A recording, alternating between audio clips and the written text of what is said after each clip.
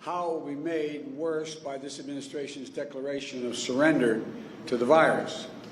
And we discussed again the vital importance of wearing masks, of protecting yourself, protecting your neighbor, and to save around 100,000 lives in the months ahead, between now and just after the first of the year. This is not political. It's patriotic.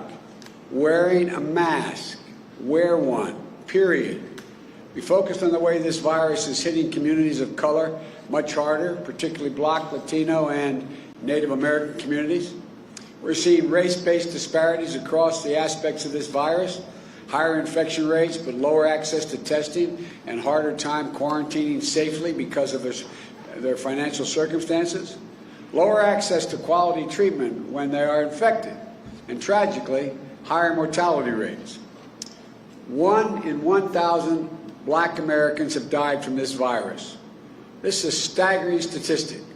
And 57% of Black adults, 46% of Latino adults know someone who has died or been hospitalized from this disease. Folks, we've lost more than 220,000 lives of this virus already. But this administration has just given up. Over the weekend, the White House Chief of Staff, Mark Meadows, went on television and admitted that they've waved the white flag and declared surrender. He said, quote, "We're not going to control the pandemic," end of quote. The American people deserve so much better than this. Just look at what happened last night in Omaha after the Trump rally ended. Hundreds of people, including older Americans and children, were stranded in sub-zero freezing temperatures for hours. Several folks ended up in the hospital. It's an image that captures President Trump's whole approach to this crisis. He takes a lot of big pronouncements, and he makes a lot of big pronouncements, but they don't hold up. He gets his photo op and then gets out. He leaves everyone else to suffer the consequence of his failure to make a responsible plan. It seems like he just doesn't care much about it. And the longer he's in charge, the more reckless he gets. It's enough. It's time to change. Meanwhile, yesterday, the White House Science Office, and this stunned me, put out a statement listing ending the COVID-19 pandemic as a top accomplishment of President Trump's first term. Top accomplishment of Trump's first term. At the very moment when infection rates are going up in almost every state in our union. The refusal of the Trump administration to recognize the reality we're living through, at a time when almost 1,000 Americans a day are dying every single day, is an insult to every single person suffering from COVID-19 and every family who's lost a loved one. There's nothing more personal, nothing more personal to an American family than their health care and the health care of their loved ones. I know all too well what it feels like to have your heart ripped out, losing a loved one too soon. To sit at the hospital bedside and feel like there's a black hole in the middle of your chest knowing there's not much you can do. I and many of you know what it feels like to watch a beloved person die, lie there dying of cancer or some other disease without having to wonder about whether you're going to pay for the medical bills. Or what would happen if, God forbid, the insurance companies were able to come in and say, we're not going to cover the treatment. And yet today, President Trump is on a single-minded crusade to strip Americans of their health care. That would only create another enormous crisis in the public health system. In 2 short weeks, exactly 1 week after the election, the Trump administration will make its case asking the Supreme Court to strike down the Affordable Care Act, quote, in its entirety. In its entirety. Let me say that again. They're arguing that the entire law must fall, which would strip 20 million Americans of their health insurance overnight, rip away protections for pre-existing conditions for more than 100 million people in the middle of an upswing of a pandemic. The upswing. Look, just this week on 60 Minutes, we heard what Trump told Leslie Stahl about the upcoming Supreme Court case on the Affordable Care Act, and I quote, "I hope that they end it. It'll be so good if they end it," end of quote. There's no question There's no question that's why President Trump nominated Justice Barrett to the court. That's why the Republicans jammed her through the confirmation in the middle of an election.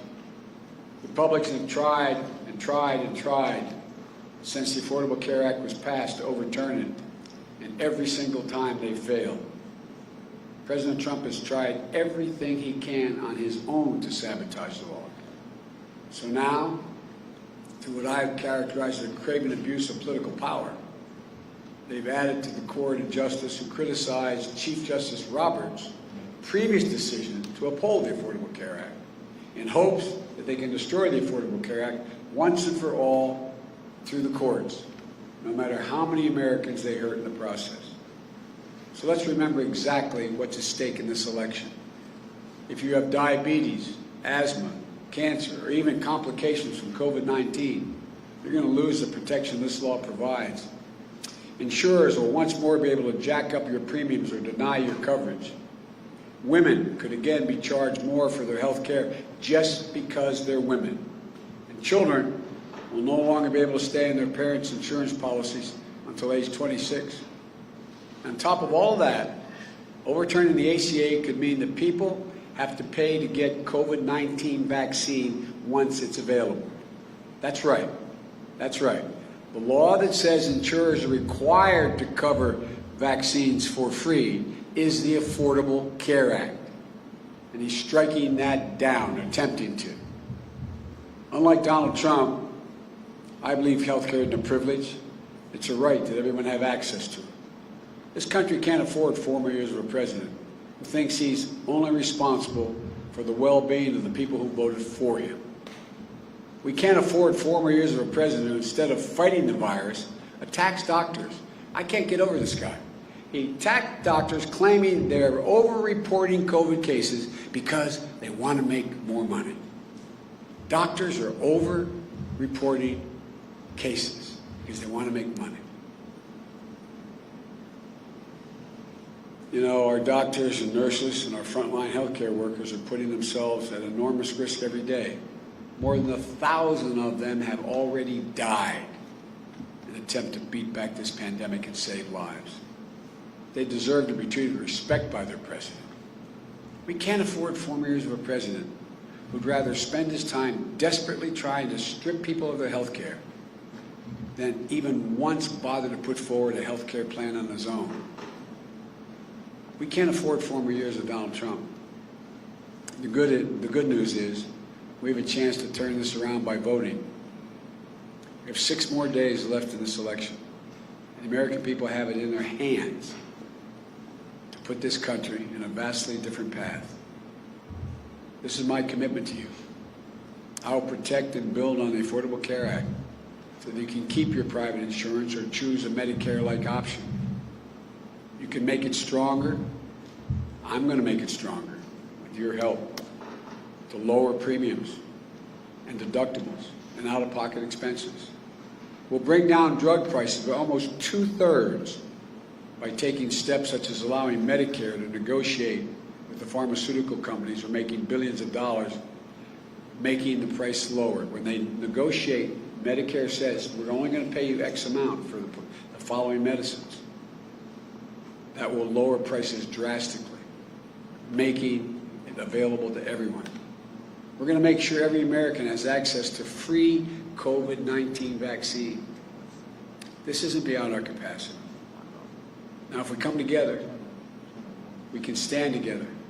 If we stand together as the United States, Democrats, Republicans, and Independents, we can transcend old divisions and show what's possible. There's nothing beyond our capacity. There's no limit to America's future. If I'm elected president, as I said yesterday in Warm Springs, Georgia, I'll be a president who is not in it for himself, but for others. A president who doesn't divide us, but unites us. A president who appeals not to the worst in us, but to the best in us. And the president looks not to settle scores, but to find solutions. President guided not by wishful thinking, but by science, reason, and facts. Even if I win, it's going to take a lot of hard work to end this pandemic. I'm not running on the false promise of being able to end this pandemic by flipping a switch. But what I can promise you is this. We will start on day one doing the right things. We'll let science drive our decisions. We will deal honestly with the American people. And we'll never, ever, ever quit. That's how we'll shut down this virus, so we can get back to our lives a lot more quickly than the pace we're going at now.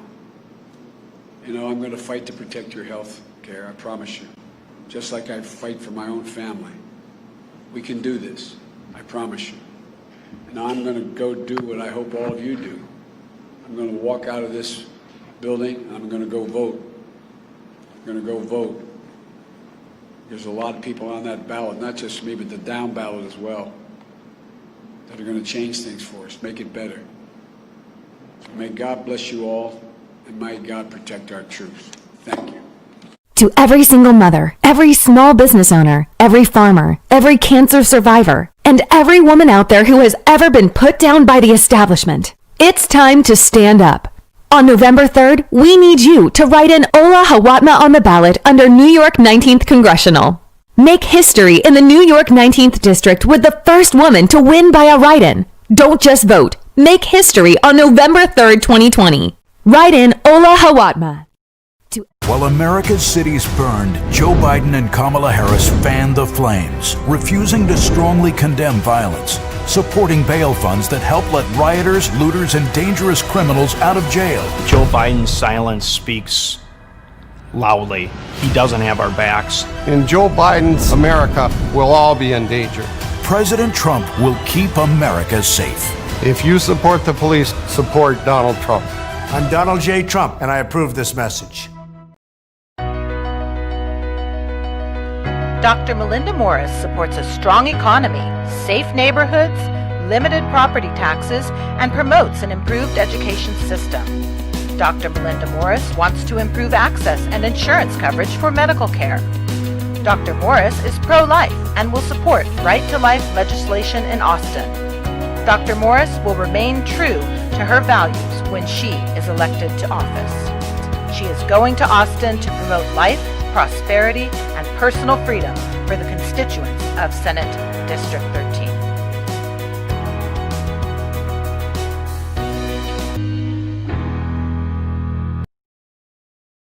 I'm Greg Raths. As a veteran, current council member, local businessman, I know our community.